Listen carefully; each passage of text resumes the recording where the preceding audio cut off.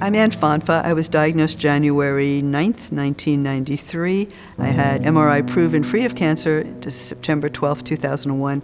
I did a lot of great treatments, and I am still here. I'm now 70 years old. The cancer diagnosis came right before my 45th birthday, and it changed my whole life, and that's okay. I created an organization called Annie Appleseed Project that I thought would be able to provide information for people with cancer about lifestyle, natural therapies, holistic medicine, and I still think that's really important for everybody. I was just before my 45th birthday, and it was a couple of days before my husband's birthday. I had felt a lump in December. This was January. So what I did was go to the place where I was getting mammograms, and they went crazy. They said, my God, we're going to send you to a surgeon, and he's going to talk to you. I knew nothing about medicine at all. I didn't know that I could pick my own doctor. So I just went to the surgeon, and we sat down with this doctor, and he said, well, if I do a lumpectomy, if it turns out you have breast cancer, blah, blah, blah. And he proceeded to describe what they would do, and then I should come back the next day. So I came back the next day, and his nurse came in, and she said, oh, we have an opening Monday. This was a Thursday. So what I actually understood from that was I had terrible cancer, because what I knew about medicine was you waited to get surgery. It took a while. You couldn't quite get. So here they're telling me on Thursday that I have an opening Monday, and my insurance company approved it. So I was thinking, oh, good. I don't have to have a second opinion, which I thought was like a problem because the insurance company needed it in order to make a decision. I didn't understand anything. And so I said, okay, cool, Monday. And the other part of it was my understanding that it was very severe cancer. He didn't do a biopsy. So I didn't know what kind of cancer it was, nor did he. But I didn't understand that either.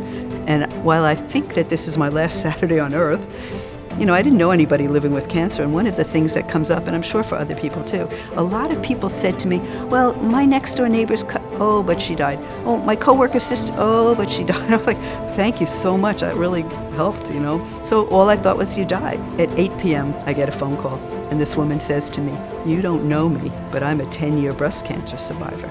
And the weight just fell off of me because I felt if she could survive 10 years, I thought I could too.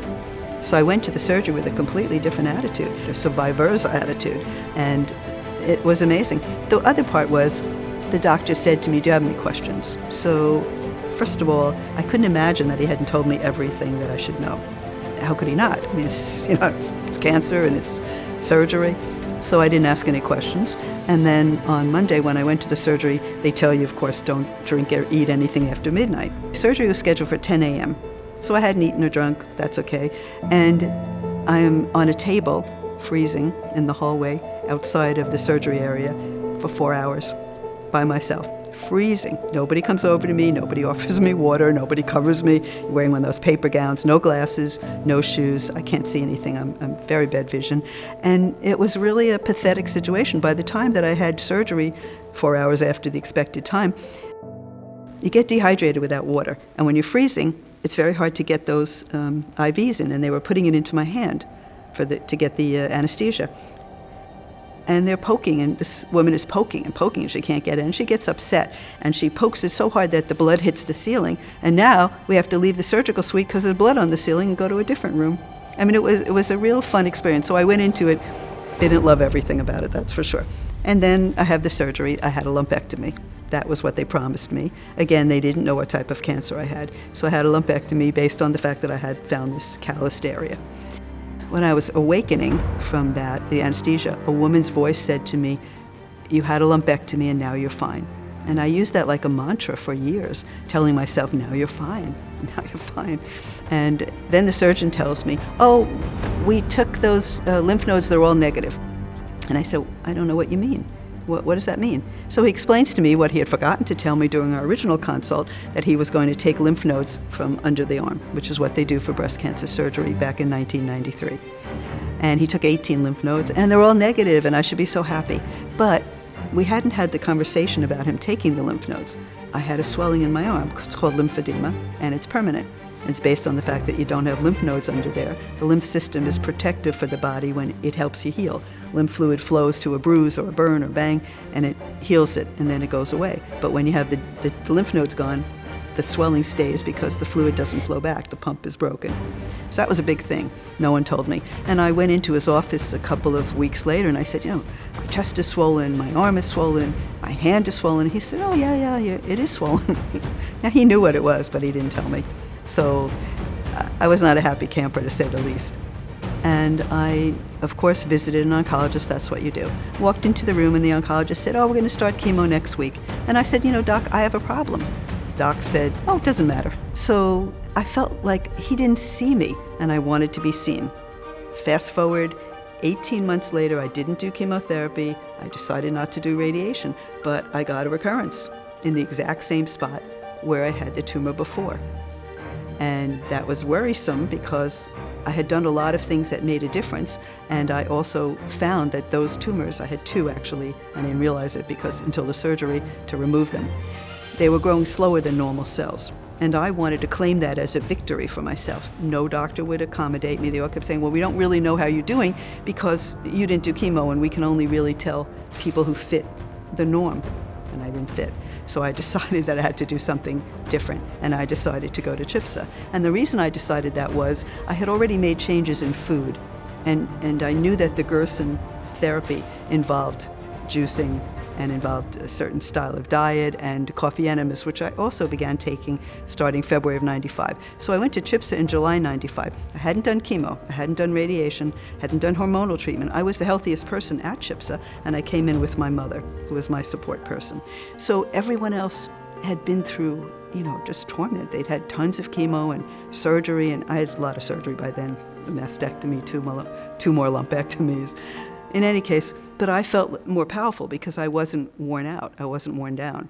And then I really enjoyed the fact of being at the clinic because my meals were made, coffee was made for me, I had attentive nurses. In fact, the day that I arrived, and the nurse said to me, the head nurse, she said, I'm leaving for the weekend, but I want you to know that I love you.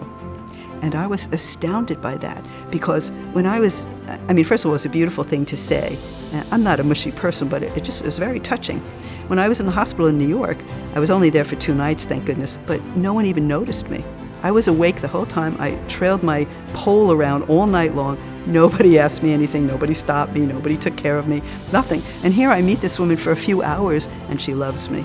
It was very, very strong, and I just felt so welcome and amazed by that. So I did the various treatments, learned the techniques. I decided to go home after 2 weeks because I wasn't sick. And again, everybody else was. But I saw in that 2 weeks, I saw people get well.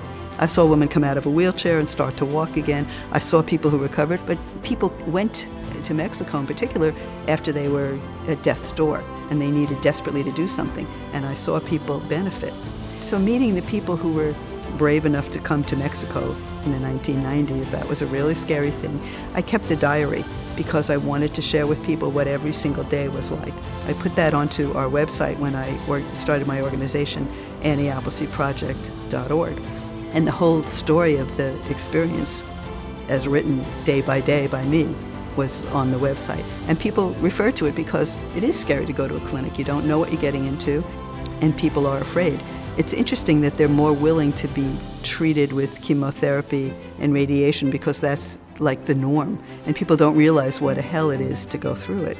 I see it, and I saw it because I was in a support group for women with breast cancer, and I could see what everyone was losing their hair, losing their skin tone, they were getting weaker, and I kept saying, well, I'm taking a walk today. Who would like to walk with me? I'm going to bring everybody carrot juice so you can try it. It's really delicious.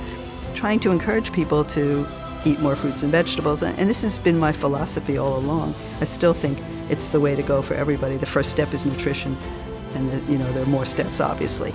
It was a very important experience for me to go there and made a difference in my life. The CHIPSA of the 1990s was different than Charlotte Gerson's program. Charlotte herself told me back then they do what her father offered and nothing else. And I wanted a modern place. So CHIPSA was more modern even back then, and I know it's more so now. And that was important to me. I wanted to try up-to-date treatments, whatever that was, I wasn't sure. I knew about the juicing, I knew about the coffee enemas, and the doctor very kindly said to me, this is a hospital, we have an ICU, we will take care of you if anything goes wrong. And of course it began to go right immediately, and I got stronger and healthier. The kind of treatments that I was offered at CHIPSA were IV vitamin C. It was the first time I ever heard of it, but I thought it was a great idea.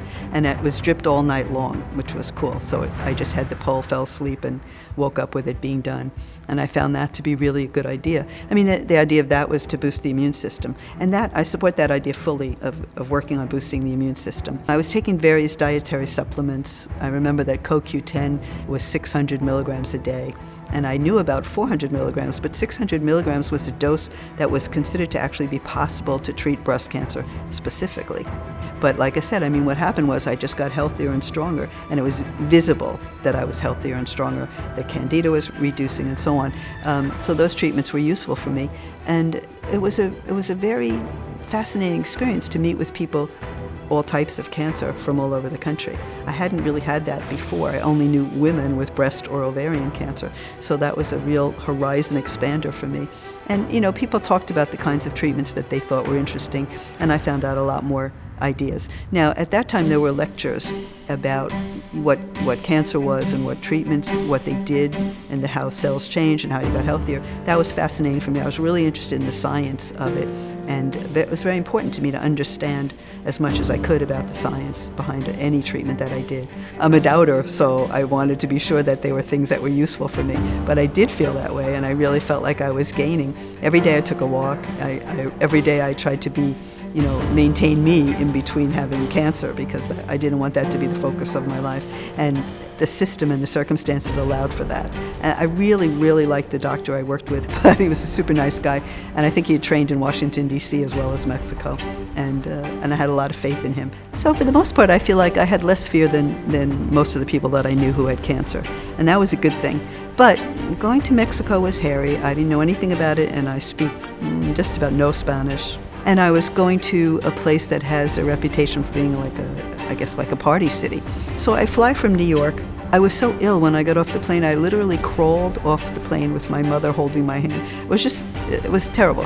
And so when I went out to the car, which we were picked up and driven to CHIPSA by a very nice gentleman, and I felt better right away. It was so friendly. I mean, that was the thing about all the people involved at CHIPSA. They were so friendly. It's nothing like American doctors and American nurses, really. I mean, nothing. I'm sure they're very nice doctors and very nice nurses, but I never met any of them. It's like my high school teachers. I never met any good teachers, so that's the way it was. But my mother and I took a walk every day to La Playa, the beach, and we walked down different streets to see what was happening. The people made the difference for me. I couldn't be afraid because everyone was so kind. Even the people hanging out at the store on the corner were just nice. You know, they knew we were there for CHIPSA, and they were friendly. They knew we were there because I was sick, and it was just such a different atmosphere, nothing like I was used to at all. And that stood out for me most of all. What I really believe is that everything that I did contributed to my getting well. It wasn't any moment.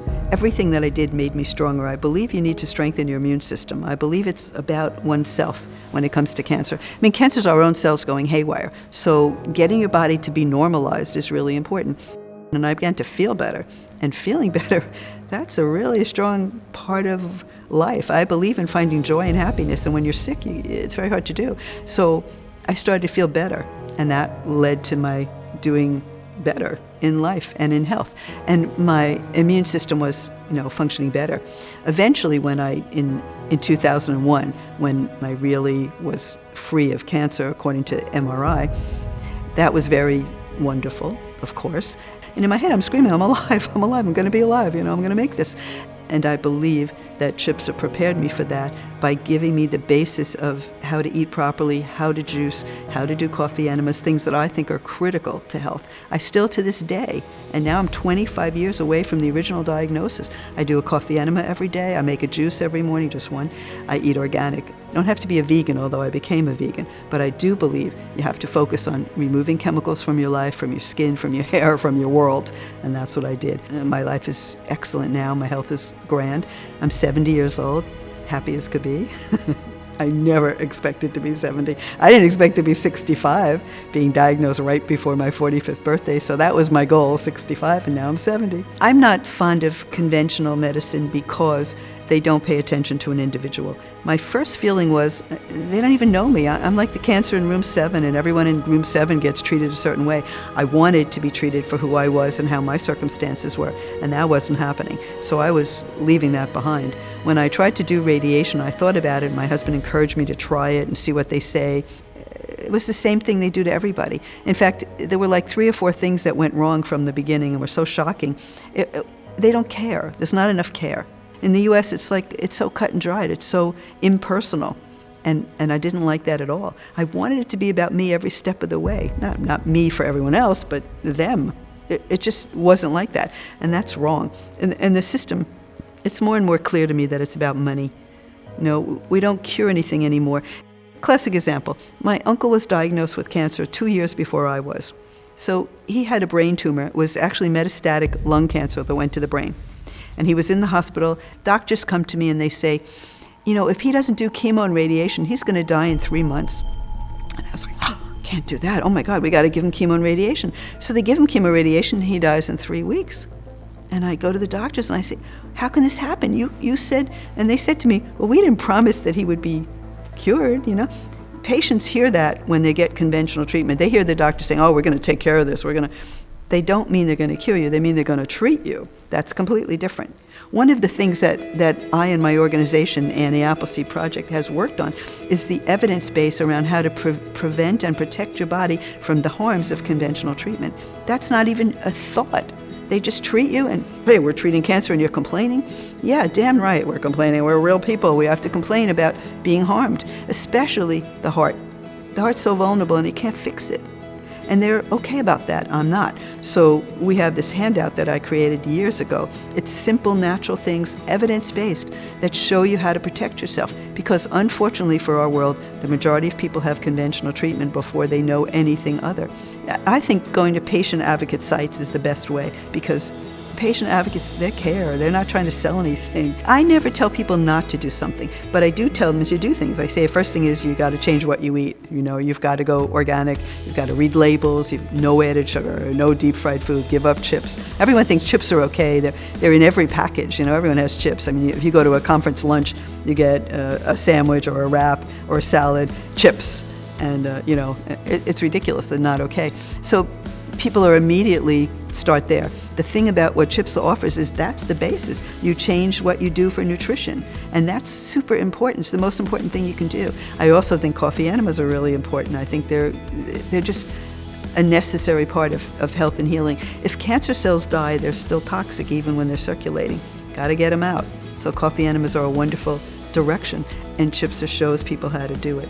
Very important. So I don't tell people don't do chemo, don't do radiation just because I didn't do it. I had very strong reasons for not doing it. But I do tell people make sure you do things that protect yourself. Everything I did took me along the way to get me stronger and healthier to do the next steps. So as long as I didn't die, I was able to keep on going, and I got stronger and I got healthier. And then I ended up surviving.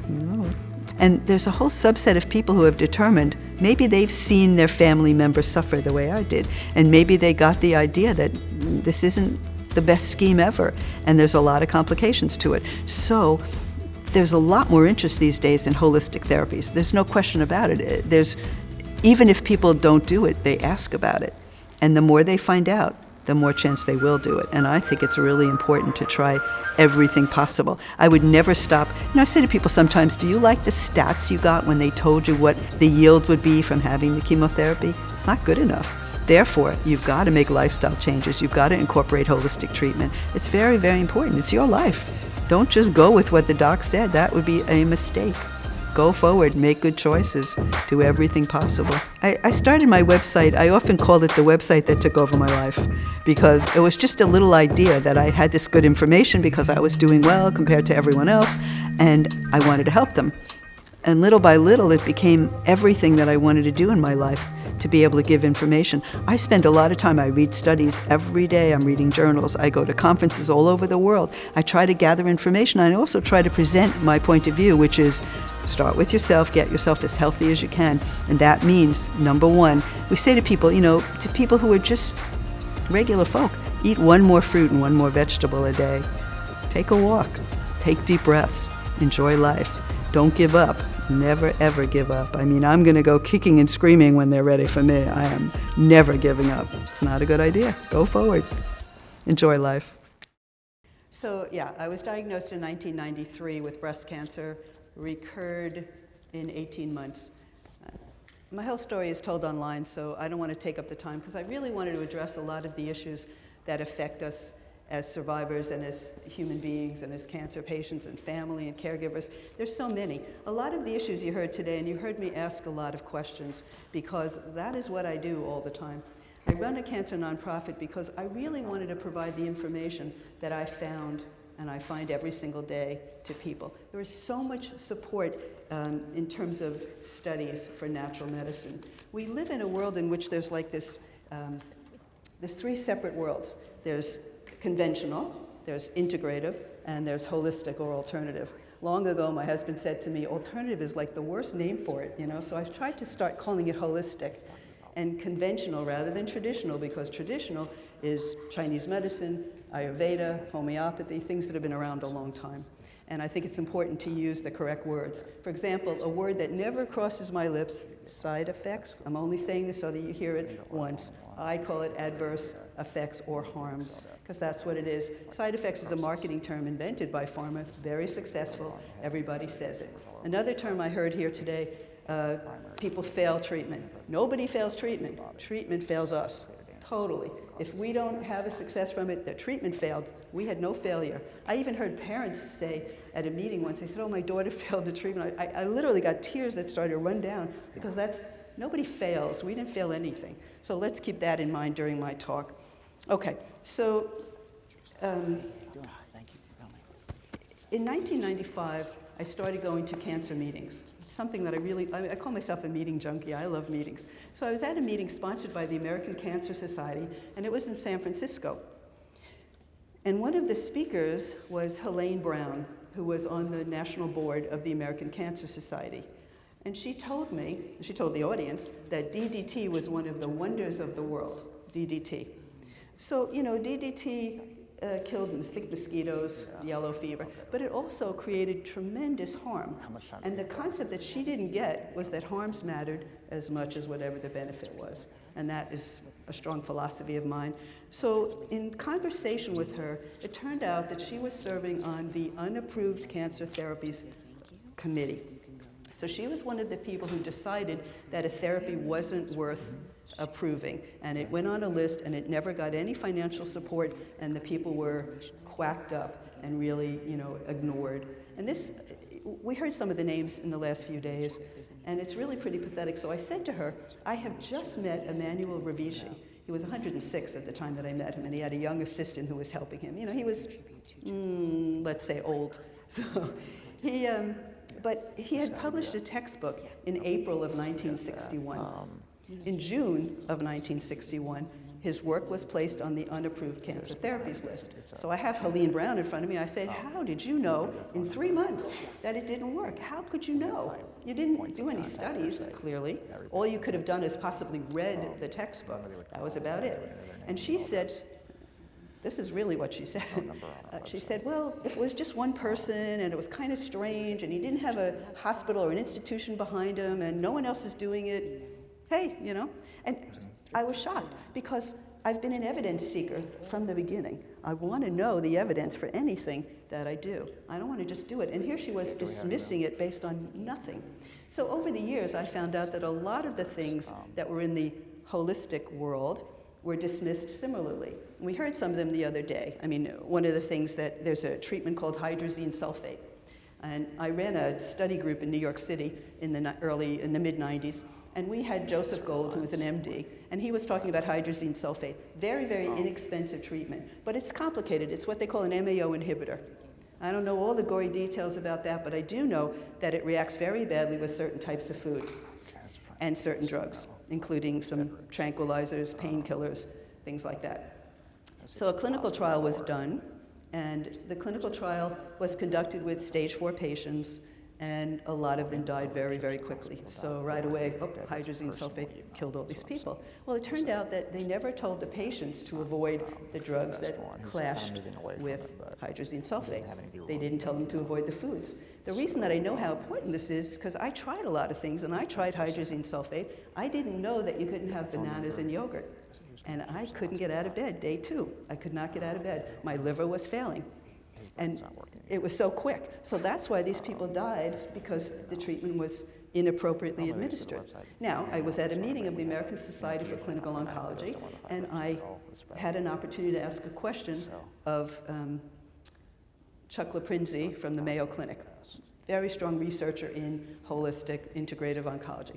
And he said in response to the question, and not like here where you get to have a back and forth dialogue, I got my one question, I said, how come you didn't tell the patients it was an MAO inhibitor? And he says, in an angry voice, we didn't know that.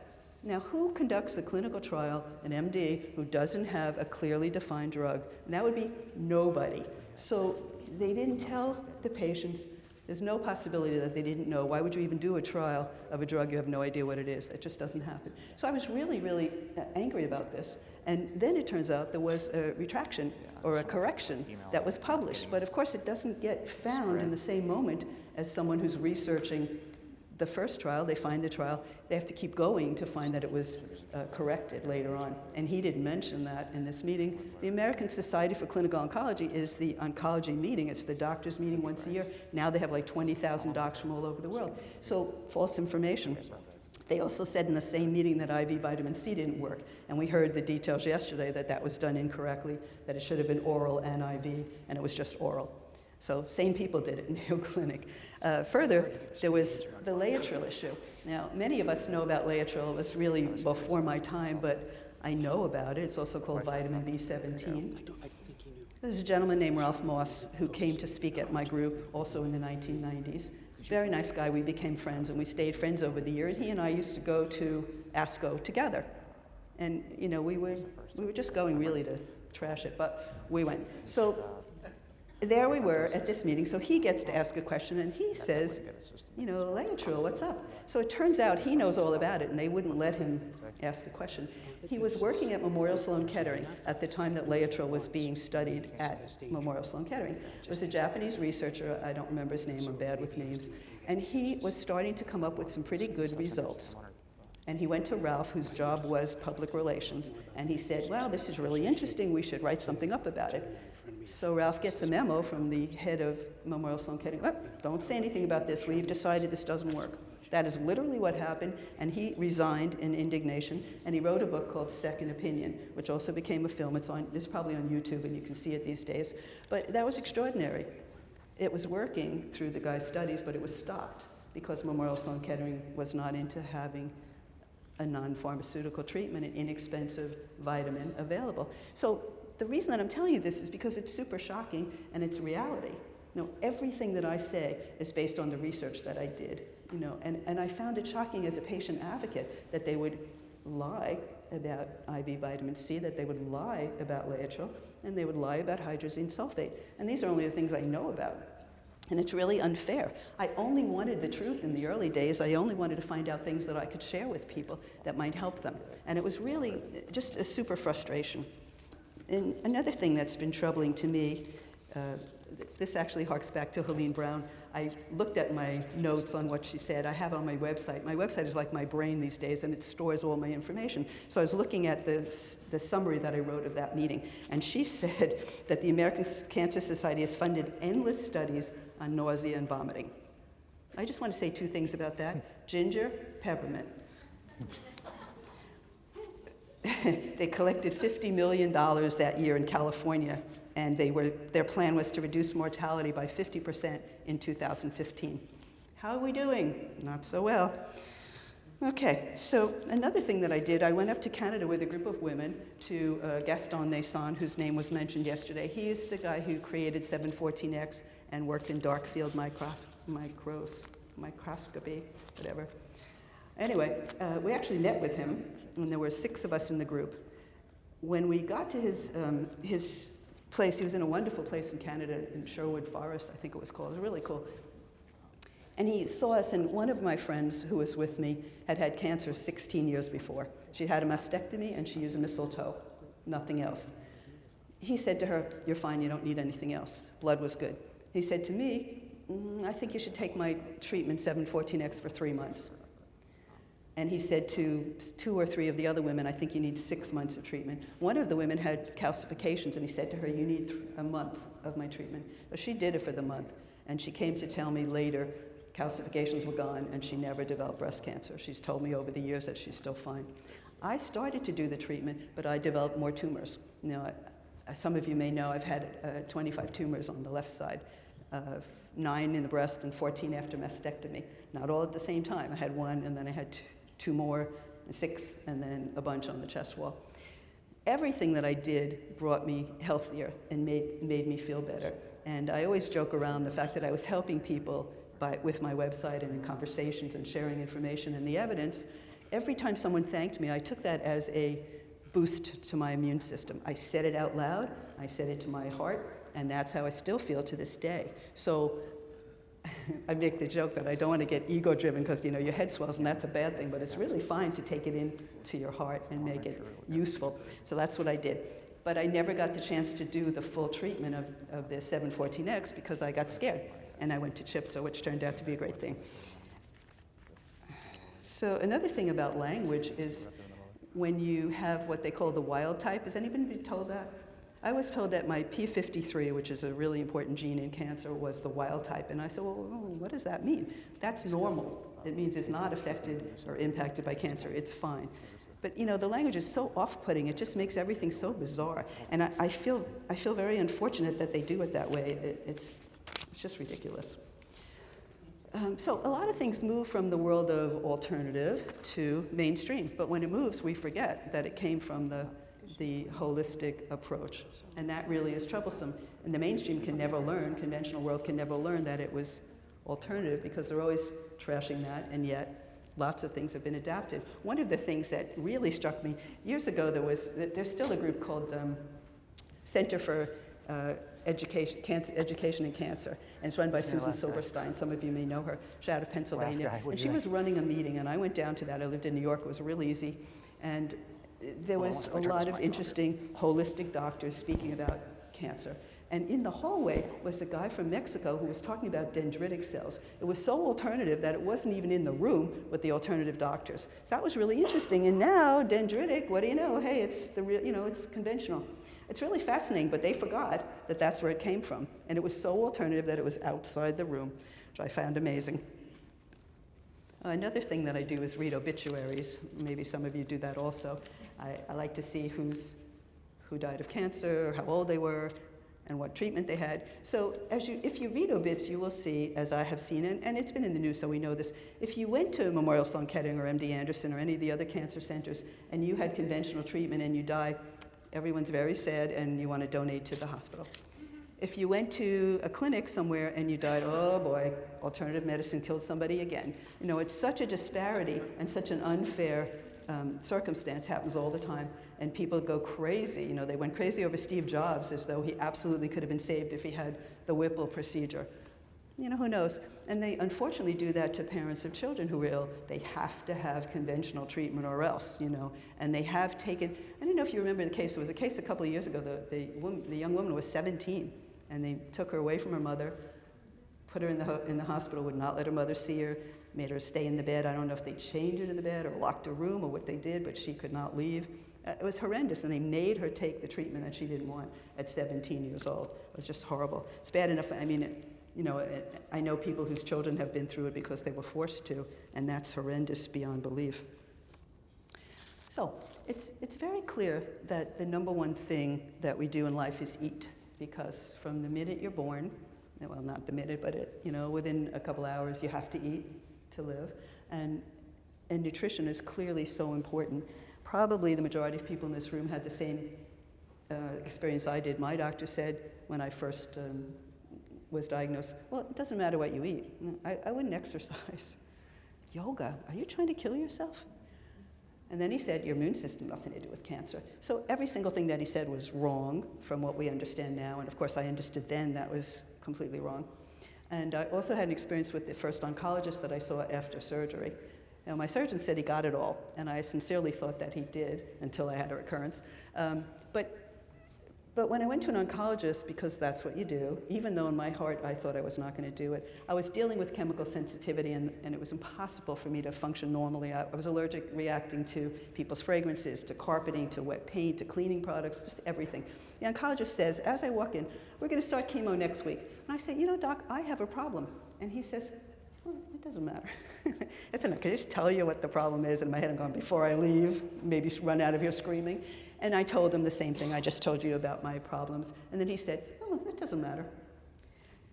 22 years later, I was at a cancer conference, and I told an oncologist that I had chemical sensitivity. And she said, oh, I never let my patients with chemical sensitivity take chemo.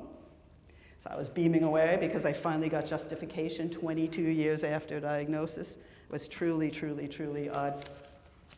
Okay, so another really serious thing about nutrition that troubles me, when research is done by the integrative world, so that's the middle group, they look for an active element or ingredient, which plays into pharma, because when you have an active element, and as the speaker before said, you can twist a molecule and make a drug. But really, let's say they're correct that it's really important to have a certain element within raspberries, ellagic acid. But you don't want to just have ellagic acid. I mean, it's ridiculous. The thing about a fruit is there's thousands of nutrients, and we don't know most of them. So if you just get one of them, you're clearly not getting the full benefit, and yet that's the mainstream view. Well, we'll just make this into a pill and you'll just take it. But actually, I feel that way about curcumin, too. I feel like if you're going to take curcumin, you ought to have turmeric. I travel with turmeric. I sprinkle it on everything. I love turmeric. But I really feel like if you just have the one ingredient that's been researched, that's not good enough.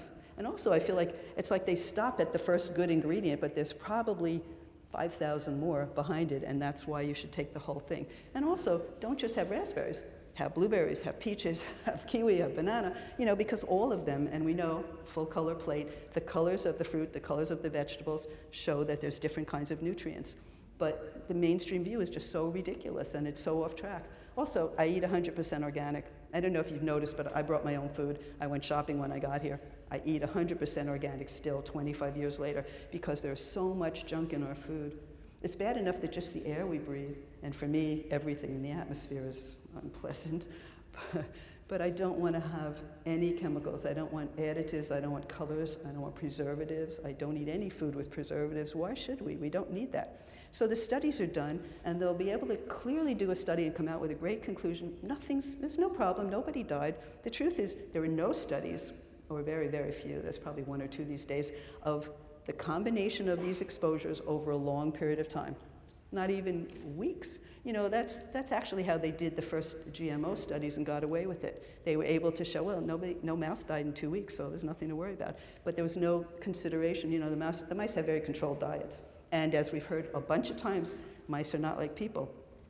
The funny thing is rats are apparently more like women than mice, but rats are hard to work with, so we work with mice. They're like the classic, oh, I'll just look under the lamplight because there's a light here, you know. It's ridiculous, but that's how things are going. So these are all things that I think about a lot, and I talk about at mainstream meetings because I want to open their eyes to the ridiculousness of the situation.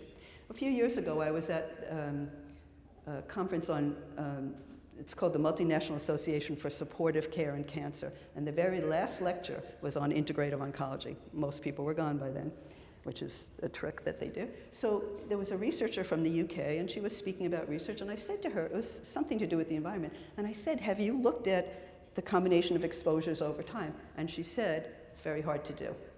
Yeah, that's not a research answer in my opinion, because the really terrible thing is, in 1995, I asked the same question at an environmental meeting, and they all said the same thing. Oh, it's so hard to do, it's just so complicated.